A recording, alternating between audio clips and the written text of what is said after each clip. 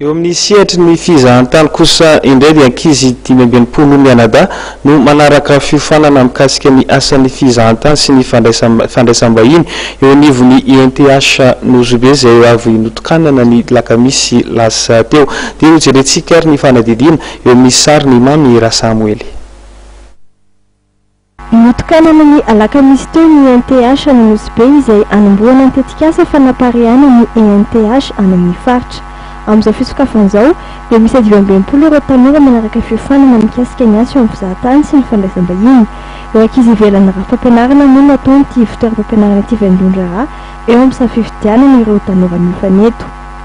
520 zao ny ankizy mianatra dia 10 eo le ankizy vulnérable dia 10 ny ankizy soratra anarana amin'ny tenany tsy moramora hitantsika fa avy any amin'ny sehatra niala tamin'ny fianarana izy no iverina indray aty ampianarana dia sady ampianarana ny sehatra aty amin'ny arakasa dia hita hoe mila ezaka. Io moa zany tsy maintsy miara-miasa foana ny sekoly sy ny mpandrarà dia mandritra n'le fotoana anaovan'ny zareo stage dia tsy maintsy mifanerasera matetika amin'ireo hôtely ireo izahay vonona moa zareo andray ny mpianatra dia tonga dia raisiny avy hatrany. Raha ohatra mbola misy lesoka kely tsy ampy dia mbola tsy maintsy tohizana kely ny fianarana asa any amin'ny orinasa fa hatreto aloha dia be dia be ny efa namaly ny antso hoe afaka mandray aloha ny stage.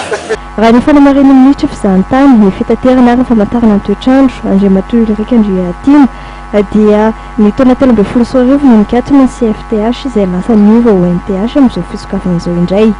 Ny comité de pilotage nahitana solotaina amin'ny fitondram-panjakana sy ireo mpandrarà ary ny ofisy paritra fizahantany izay natsanina tamin'ny volana marsa tamin'ity taona ity no nanapa-kevitra ny fisokafana indray ary tanjona amin'izany hanome fiofanana ireo tanora ka tonga zareo afaka nomety tolotra asa manaraka ny fenitra takiany mpizahantany. Marina moa fa nandray anjara mavitrika tamin'ny fampanarana fenitra ny fitoeram-piofanana ny projet PIC sy ny UNICEF. Anany ny voninahitra ny lanonam-pitokanana alakamisy teo kosa ny filoham-pirenena Era Jonara Mapianina.